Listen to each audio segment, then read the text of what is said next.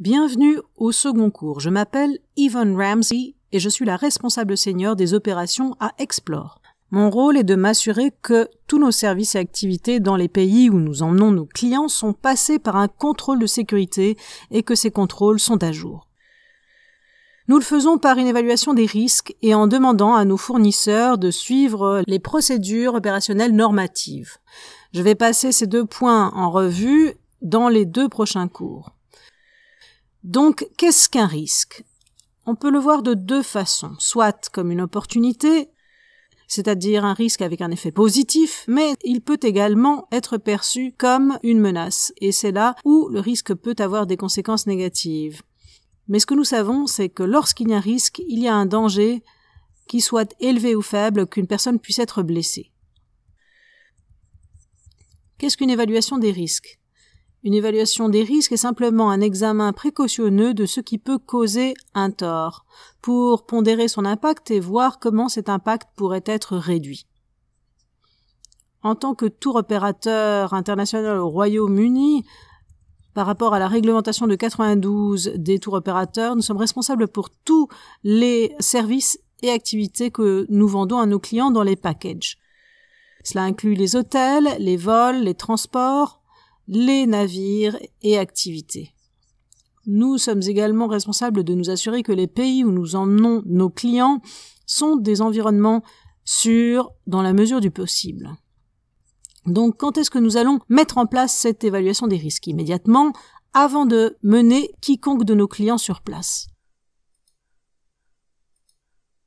Donc, comment est-ce que nous organisons cette évaluation des risques? On peut le faire à différents niveaux. Tout d'abord, il faut analyser les risques spécifiques au pays. Tout ce qui concerne le pays, ça peut inclure les risques politiques, climatiques, médicaux, les dangers géologiques tels que les ouragans ainsi que la sécurité. Ici, au niveau des opérateurs au Royaume-Uni, nous utilisons un conseiller au bureau des étrangers pour nous assister au niveau des risques avant de nous rendre dans le pays.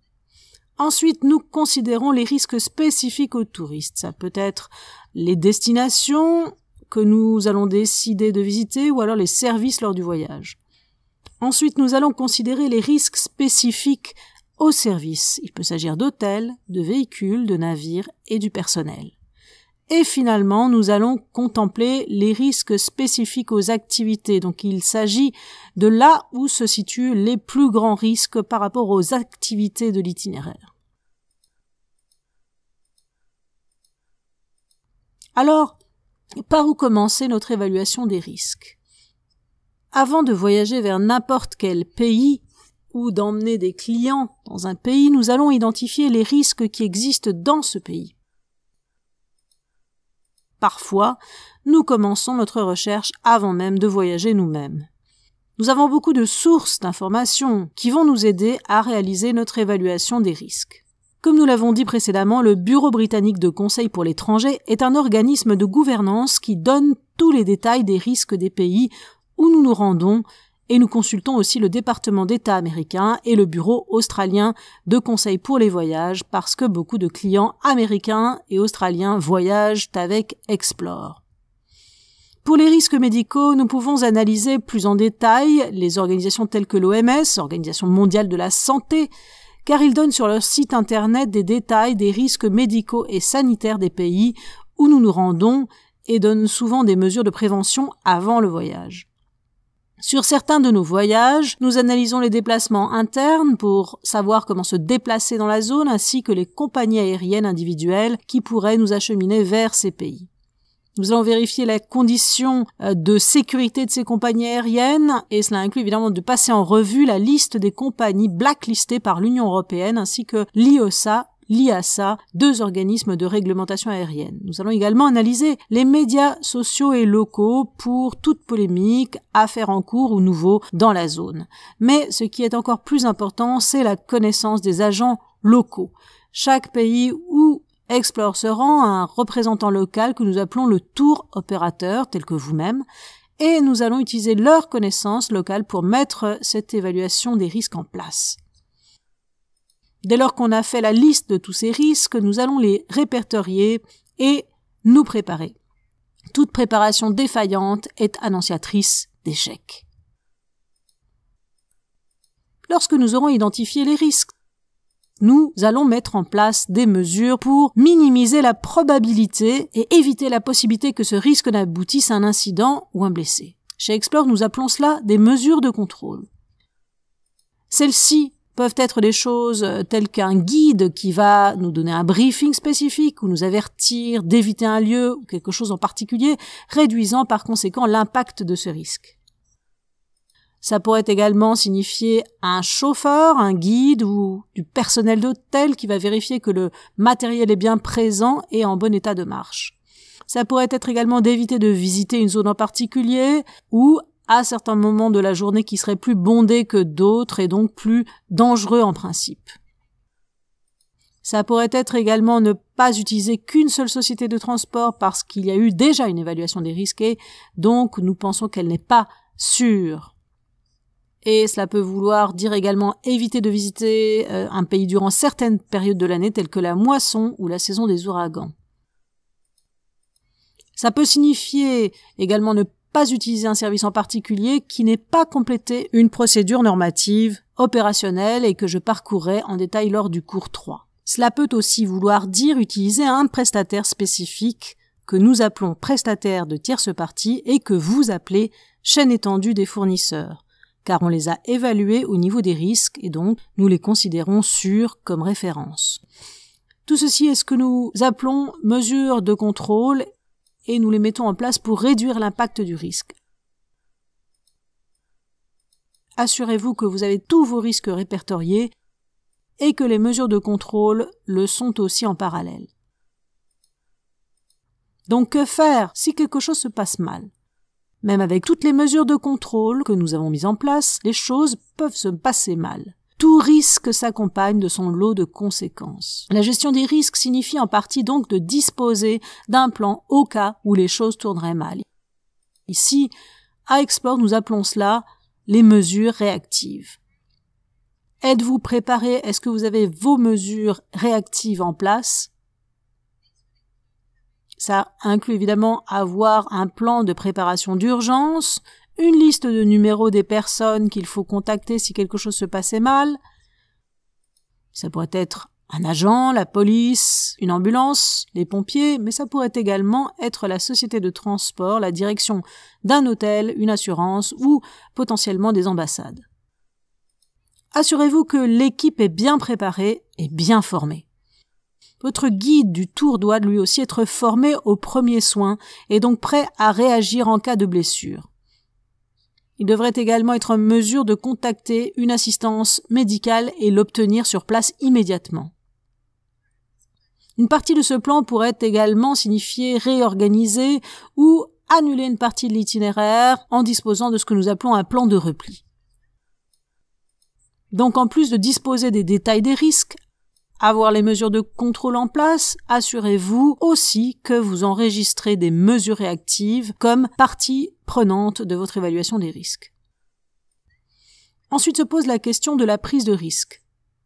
Durant le processus de mise en place d'un processus d'évaluation des risques, vous allez devoir prendre la décision de savoir si cela vaut la peine de prendre un risque ou non. Alors comment procéder ? Il peut être parfois difficile de déterminer si un risque est élevé, moyen ou faible. Souvent, on fait appel au sens commun, mais il faut contempler certains facteurs. Le nombre de clients affectés, est-ce que cela n'en concernera qu'un seul ou est-ce que ce sera tout le groupe entier de 18 ou davantage? Vérifier l'historique des accidents. Est-ce qu'il y a un registre d'archivage des accidents? Combien d'accidents sont-ils arrivés? Un seul ou davantage?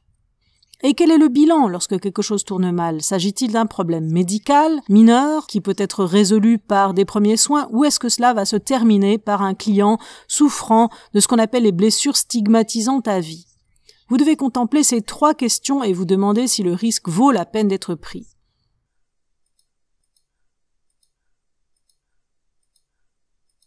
Nous avons un exemple ici où nous avons pris un risque. Les raids en montgolfière. Tous les clients peuvent être affectés car les incidents ou accidents sont assez fréquents et le résultat sont des blessures handicapantes à vie. C'est la raison pour laquelle Explore a décidé de stopper cette activité parce que le risque avait été perçu, même avec toutes les mesures de contrôle en place, comme trop élevé.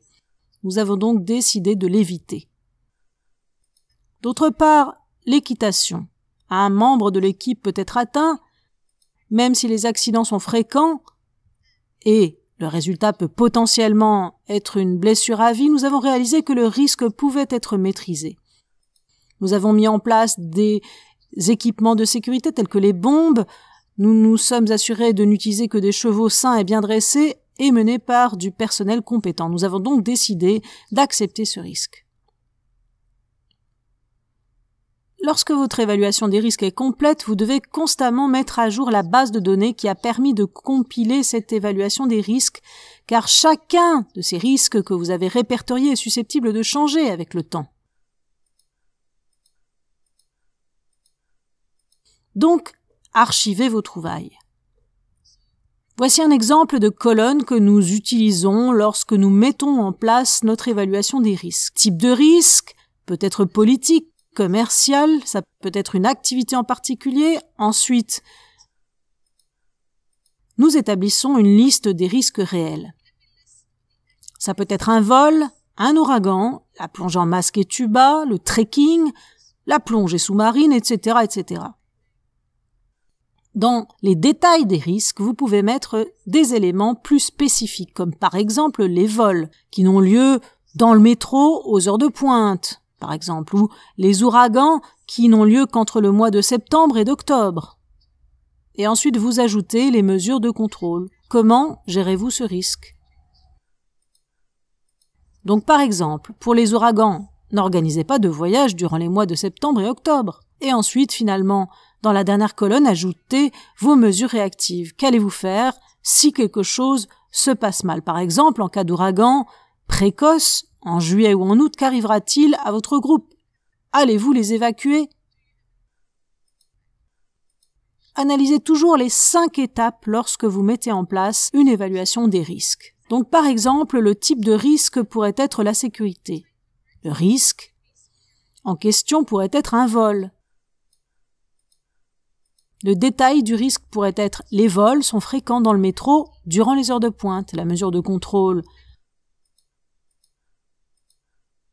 N'empruntez pas le métro durant les heures de pointe et évitez les gares centrales. Et finalement, une mesure réactive, si quelqu'un se fait voler malgré tout, eh bien, emmenez-le au poste de police et remplissez avec lui les déclarations nécessaires. Donc, quand votre évaluation des risques est-elle complète? Lorsque vous avez évalué tous les risques, mis en place les mesures de contrôle et réactives, et que vous les avez tous répertoriés dans vos documents, seulement alors pouvez-vous commencer à organiser votre voyage. Avec ceci en place, vous serez sûr d'avoir pris toutes les précautions nécessaires pour la sécurité de vos clients. Est-ce que cela signifie que le travail est accompli pour autant? Non. À chaque fois que vous allez modifier ou créer un nouvel itinéraire dans ce pays ou changer un seul service, vous devez recommencer l'évaluation des risques et repasser par les étapes de secours, identifier le nouveau risque, le répertorier, ajouter les mesures de contrôle et réactives et décider si c'est un risque que vous voulez prendre ou non.